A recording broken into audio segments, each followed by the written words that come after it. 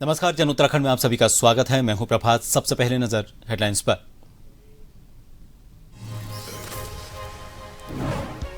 मोदी ने दिल्ली देहरादून एक्सप्रेसवे का किया उद्घाटन। 2.5 घंटे में पूरा होगा सफर। पीएम ने सहारनपुर और देहरादून रोड शो में लोगों का अभिवादन किया स्वीकार।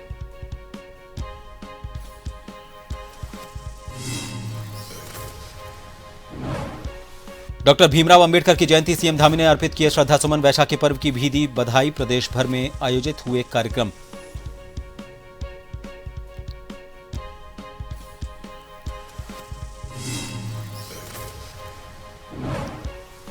देहरादून दिल्ली एक्सप्रेसवे के नामकरण को लेकर उठी मांग। पूर्व सीएम हरीश रावत ने अंबेडकर के नाम पर रखने को बताया सच्ची श्रद्धांजलि। बढ़ते ट्रैफिक पर भी जताई चिंता।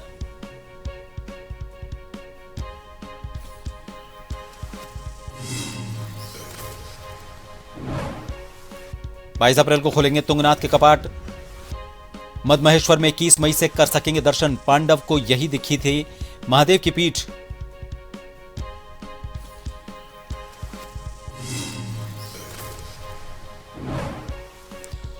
और उत्तराखंड में 2 दिन खिली रहेगी धूप। फिर 3 जिलों में बारिश और बर्फबारी का अलर्ट। मैदानी इलाकों में बढ़ेगा पारा।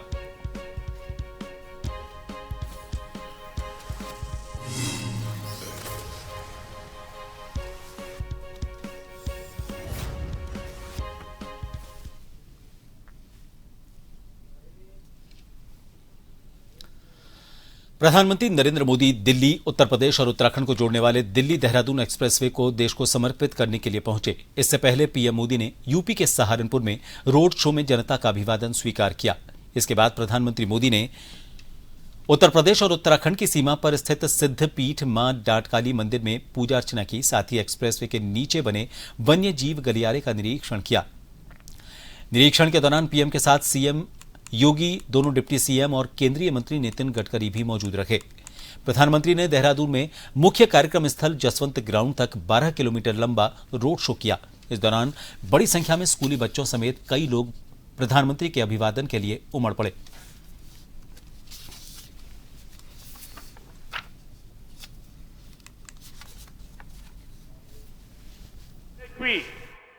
उत्तराखंड के विकास को नई गति देगा। इस एक्सप्रेसवे का बहुत बड़ा हिस्सा यूपी से होकर गुजरता है। इससे गाजियाबाद, बागपत, बड़ौद, शामली और सहारनपुर जैसे अनेक शहरों को भी बहुत फायदा होगा। टूरिज्म के लिहाज से यह प्रोजेक्ट बहुत अहम है।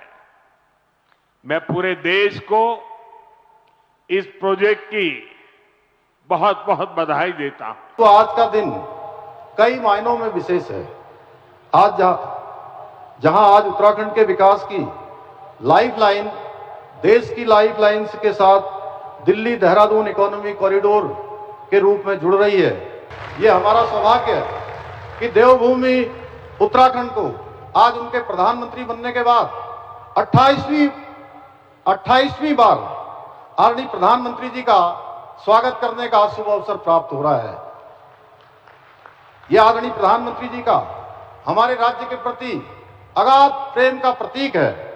अभी दिल्ली से देहरादून जाने के लिए 22 किलोमीटर डिस्टेंस भी कम होने वाला है। अभी 8 घंटे लगते हैं। अब यह सफर 2 से सवा 2 घंटे में हो जाएगा, जिसके कारण यहाँ के विकास के लिए बहुत गतिशीलता मिलेगी। सहारनपुर बाईपास से हरिद्वार तक 51 किलोमीटर 6 लेन का स्पर रोड जून में, उसका भी हम उद्घाटन करेंगे। गणेशपुर से देहरादून के बीच 12 किलोमीटर का एलिवेटेड कॉरिडोर है। उसके साथ हमने वाइल्ड लाइफ के लिए विशेष रूप से प्रोटेक्ट किया है। सीएम पुष्कर सिंह धामी ने बाबा साहब भीमराव अंबेडकर की जयंती पर उन्हें श्रद्धा सुमन अर्पित किए। सीएम धामी ने अपने सोशल मीडिया प्लेटफॉर्म एक्स पर लिखा कि भारतीय संविधान के शिल्पकार, महान विचारक, समाज सुधारक बाबा साहब डॉक्टर भीमराव अंबेडकर की जयंती पर कोटिशः नमन। समाज में समानता, न्याय और मानवाधिकारों की स्थापना के लिए अपना संपूर्ण जीवन समर्पित करने वाले बाबा साहब का योगदान अविस्मरणीय है।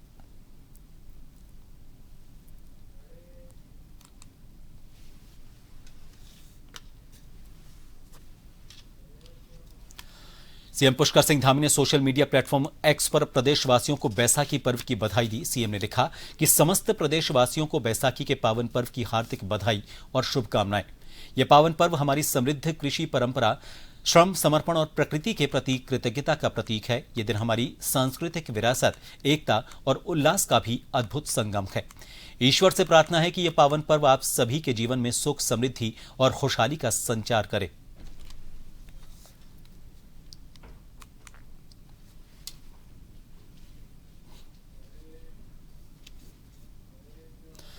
देहरादून में आज उत्सव जैसा माहौल रहा जब पीएम मोदी ने दून दिल्ली इकोनॉमिक कॉरिडोर का लोकार्पण किया। एक्सप्रेसवे के शुरू होने से अब दून से दिल्ली का सफर महज 2.5 से 3 घंटे में पूरा होगा। इससे कनेक्टिविटी और पर्यटन को बढ़ावा मिलेगा। प्रधानमंत्री के दौरे को लेकर लोगों में खासा उत्साह देखने को मिला। अपने संबोधन के अंत में उन्होंने उत्तराखंड की वीर भूमि को नमन करते हुए सेना और शहीदों के योगदान को याद किया और देवभूमि के लोगों को प्रणाम कर कार्यक्रम समाप्त किया।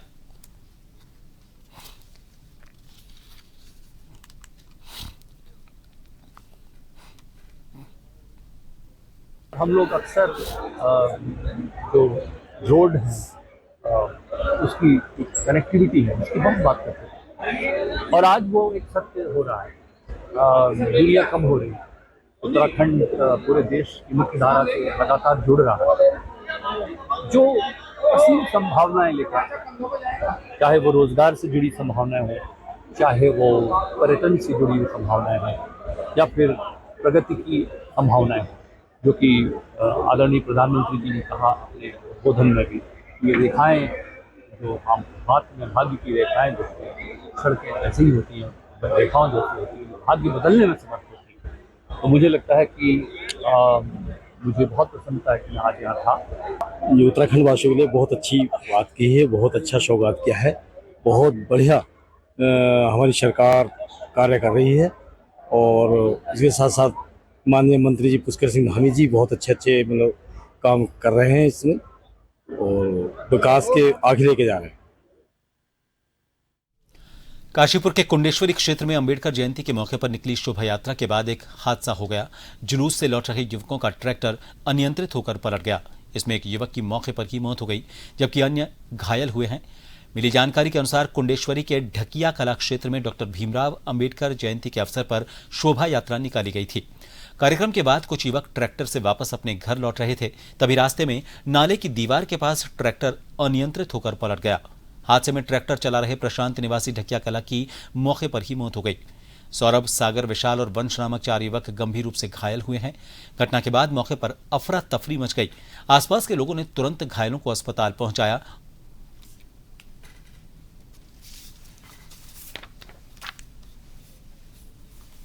शोभा यात्रा चल रही थी ढकिया क्षेत्र में। ये सूचना प्राप्त हुई कि वहाँ एक ट्रैक्टर पलटने से कुछ लोग जख्मी हो गए हैं। जब मौके पर वहाँ पे पुलिस की टीम और उनको फिर हॉस्पिटल भेजा गया तो एक व्यक्ति की उसमें से डेथ हो गई थी और 3 लोग जो हैं हल्के फुल्के जख्मी हैं जिनका इलाज चल रहा है। बाकी घटने के कारण क्या रहे इसकी जांच की जा रही है। रानी पोखरी में राष्ट्रीय विधि विश्वविद्यालय निर्माण की मांग को लेकर चल रहा आंदोलन 59वें दिन और तेज हो गया। इस दौरान डोईवाला ब्लॉक प्रमुख गौरव सिंह अनशन पर बैठ गए। प्रदर्शनकारियों ने काली पट्टी बांधकर विरोध जताया और प्रधानमंत्री का पुतला फूंका। रानी पोखरी क्षेत्र में स्थानीय ग्रामीण लंबे समय से राष्ट्रीय विधि विश्वविद्यालय निर्माण की मांग को लेकर आंदोलन कर रहे हैं। आंदोलन के 59वें दिन डोईवाला ब्लॉक प्रमुख गौरव सिंह ने अनशन शुरू कर दिया, जिससे आंदोलन को और गति मिल गई। प्रदर्शन के दौरान लोगों ने काली पट्टी बांधकर विरोध दर्ज करवाया।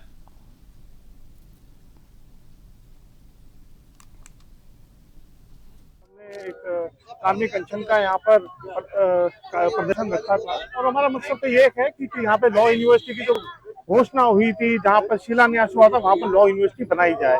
60 दिनों से लगातार यहाँ पे क्षेत्रवासी, हमारी माताएं, बहनें, युवा मांग कर रहे हैं कि लॉ यूनिवर्सिटी जहाँ पर लॉ यूनिवर्सिटी के लिए जगह दी गई थी, जहाँ पे शिलान्यास किया गया था, जहाँ पर सरकार द्वारा पैसा खर्च किया गया था, वहीं पे लॉ यूनिवर्सिटी बने। लेकिन सरकार गुमराह करने का काम कर रही है। ऐसी जगह पे हम लोग बैठे हैं जो एयरपोर्ट के इतने नजदीक है, सरकार विधानसभा के इतने नजदीक है, और तो उसके बावजूद जो है, क्योंकि यहाँ के जो 2-2 बार के मुख्यमंत्री माननीय त्रिवेंद्र सिंह रावत जी एक बार रहे, माननीय निशंक जी एक बार रहे, और अभी वर्तमान में सांसद हैं, उनकी कान में भी जू नहीं रेंग रहा है कि धामी जी यहाँ से आपकी लॉ यूनिवर्सिटी किसी दूसरे स्थान पर परिवर्तन करना चाह रहे हैं, ले जाना चाह रहे हैं। तो ये बात आप सोचने वाली बात है। गांव वालों को गुमराह करा जा रहा है, क्षेत्रवासियों को गुमराह करा जा रहा है। डॉक्टर भीमराव अंबेडकर की जयंती के मौके पर घौला देवी विकासखंड प्रांगण में भव्य कार्यक्रम हुआ। कार्यक्रम का शुभारंभ पूर्व विधानसभा अध्यक्ष गोविंद सिंह कुंजवाल, ब्लॉक प्रमुख लीला बिष्ट और पूर्व ब्लॉक प्रमुख पीतांबर पांडे सहित अन्य गणमान्य लोगों ने दीप प्रज्वलित कर किया। इस अवसर पर स्थानीय कलाकारों द्वारा प्रस्तुत रंगारंग सांस्कृतिक कार्यक्रमों ने समा बांध दिया। लोकगीत और लोक नृत्य की शानदार प्रस्तुतियों ने उपस्थित लोगों का मन मोह लिया। कार्यक्रम को लेकर क्षेत्र में खासा उत्साह देखने को मिला और बड़ी संख्या में ग्रामीणों और जनप्रतिनिधियों की मौजूदगी रखी। कार्यक्रम के दौरान वक्ताओं ने बाबा साहब के जीवन, संघर्ष और समाज के लिए उनके योगदान पर प्रकाश डाला।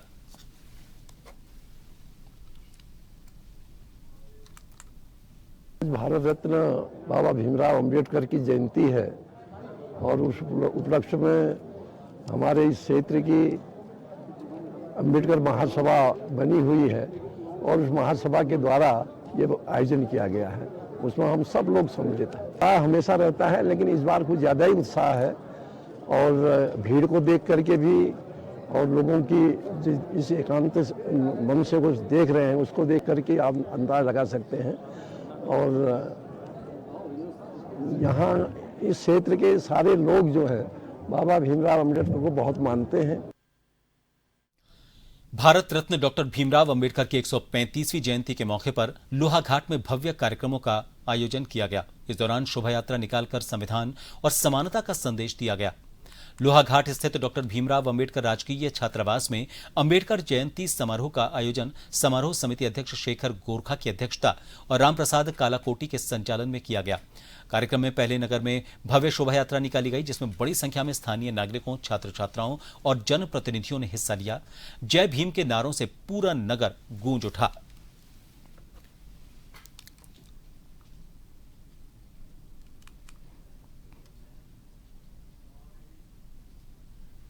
बाबा साहब डॉक्टर अम्बेडकर जी की मूर्ति का भी अनावरण किया गया है। ये उनके सिद्धांतों और उनके जो आदर्शों हैं उसको समझने, उसको आत्मसात करने और उस पर चलने का एक दिवस है। माननीय मुख्यमंत्री जी द्वारा लगातार इन सभी विषयों पर जो माननीय हमारे अम्बेडकर जी के आदर्श हैं, हमारा संविधान है, उसका अनुपालन, अनुसरण और सभी प्रकार से जो हमारे जितने भी सम्मानित नागरिक हैं और ख़ास करके वो नागरिक जो शोषित हैं, वंचित हैं, इन सभी को किस प्रकार से मुख्य धारा में लाया जाए, किस प्रकार से इनको और सशक्त किया जाए, किस प्रकार से सुदृढ़ किया जाए, इसके लिए लगातार जो है मूर्ति स्थापित करने के कारण हमने सभी को साथ में लेकर, छात्रों को साथ में लेकर यहाँ पर मूर्ति का अनावरण कराया, जिससे आज इस कार्यक्रम को भव्य और एक अच्छी दिशा मिली, जिससे हम उस महान विभूति को याद करें और उनके किए गए कार्यों का अनुसरण करें। इस वजह से हमने इस कार्यक्रम को यहाँ पर आयोजित किया।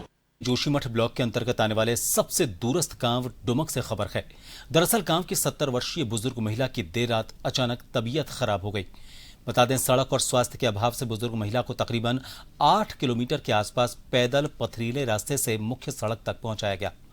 यहां से उन्हें गोपेश्वर स्वास्थ्य सामुदायिक केंद्र ले जाया गया।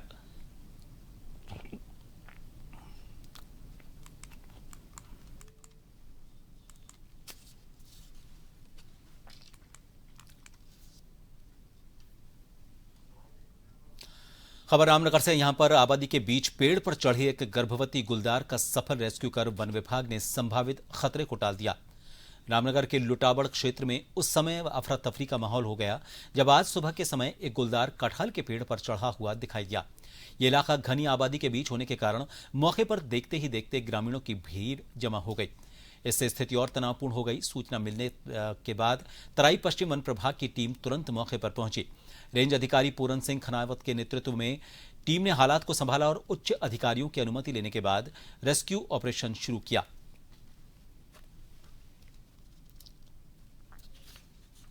ये लूटाबड़ है एक जगह शिवलालपुर के पास में, वहाँ पेड़ में चढ़ा था, कटहल के पेड़ में था, काफ़ी ऊपर। सुबह से सूचना आ गई थी हमारे पास, तो उसके बाद हमने टीम बनाई, फिर अनुमति ली, उसको टैंगलाज करने की अनुमति जैसे मिली, फिर हम लोग फील्ड में गए, टैंगलाज करके यहाँ पर लाए, इसका अपराज करके उपचार करके इसको फील्ड में फिर छोड़ा जा रहा है। कितनी उम्र होगी इसकी 4 से 5 साल बता रहे हैं। ये घायल भी है? हाँ, प्रेग्नेंट है वैसे, फीमेल है। इसने किसी को मारा भी था, कुत्ते वगैरह को? पहले तो वहाँ पर पिंजरे लगाने की अनुमति ली थी हमने, तो उसमें तो नहीं आ पाया था। फिर गाय वो वहाँ पर बछड़े ही मारे हैं, कुत्ते ही मारे हैं। उत्तराखंड के पंच केदारों में शामिल रुद्रप्रयाग स्थित द्वितीय केदार भगवान मदमहेश्वर और तृतीय केदार भगवान तुंगनाथ धाम के कपाट खुलने की तारीख बैसाखी के दिन घोषित कर दी गई।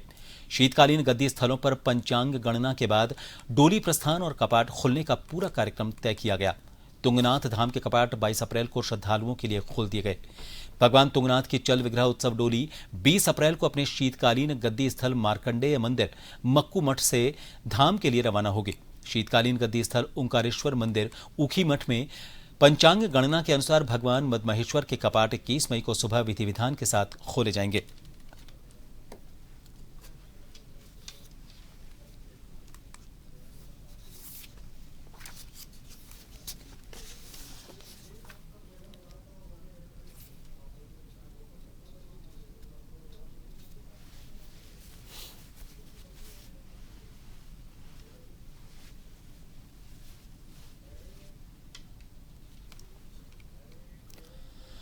उत्तराखंड में अगले 2 दिन तक मौसम शुष्क रहने का अनुमान है। पहाड़ से मैदान तक चटक धूप खिल रही है। हालांकि पहाड़ों में कहीं कहीं आंशिक बादल छाने के साथ ही हवा भी चल रही है। मौसम विभाग के अनुसार अगले कुछ दिन तक ऐसा ही मौसम रह सकता है। इसके बाद 16 अप्रैल को उत्तरकाशी, चमोली और पिथौरागढ़ में बारिश की संभावना है। मौसम विभाग के अनुसार इन जिलों में कुछ जगहों पर बहुत हल्की बारिश के साथ गर्जना की संभावना है।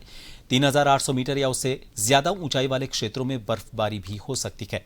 पिछले 24 घंटों के दौरान उत्तराखंड के मैदानी क्षेत्रों में अधिकतम तापमान सामान्य से कम से लेकर सामान्य के आसपास दर्ज किया गया।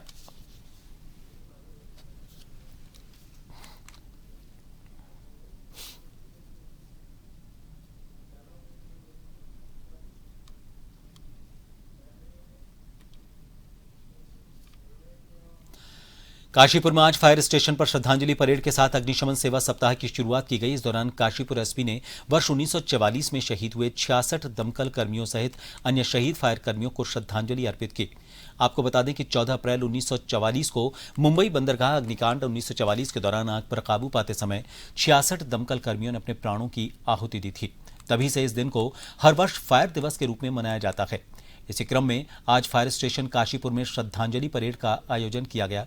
इसमें एसपी स्वपन किशोर सिंह और प्रभारी अग्निशमन अधिकारी चंदन सिंह बिष्ट मौजूद रहे। कार्यक्रम के दौरान अग्निशमन सेवा के दौरान शहीद हुए कर्मियों को श्रद्धांजलि अर्पित की गई और 2 मिनट का मौन रखा गया। इस अवसर पर दमकल कर्मियों द्वारा रैली निकालकर अग्निशमन सेवा सप्ताह की शुरुआत की गई। रैली के माध्यम से नगर क्षेत्र में आम जनता को आग से बचाव और सुरक्षा उपायों के प्रति जागरूक किया गया।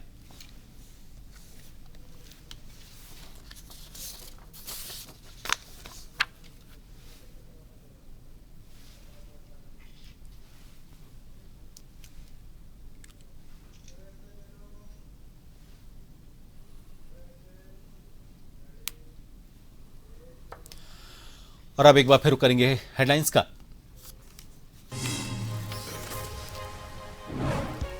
मोदी ने दिल्ली देहरादून एक्सप्रेसवे का किया उद्घाटन। 2.5 घंटे में पूरा होगा सफर। पीएम ने सहारनपुर और देहरादून रोड शो में लोगों का अभिवादन किया स्वीकार।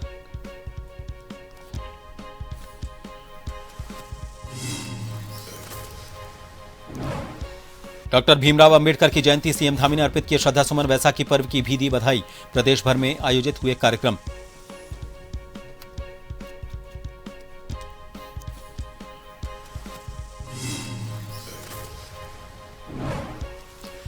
देहरादून एक्सप्रेसवे के नामकरण को लेकर उठी मांग। पूर्व सीएम हरीश रावत ने अंबेडकर के नाम पर रखने को बताया सच्ची श्रद्धांजलि। बढ़ते ट्रैफिक पर जताई चिंता।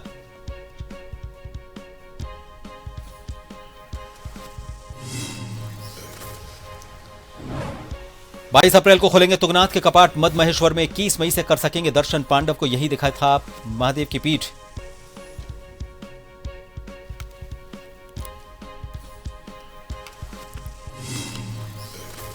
और उत्तराखंड में 2 दिन खिली रहेगी धूप। फिर 3 जिलों में बारिश और बर्फबारी का अलर्ट। मैदानी इलाकों में बढ़ेगा पारा।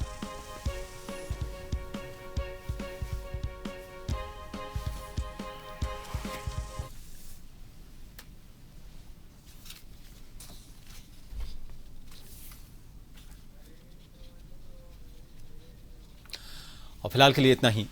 नमस्कार।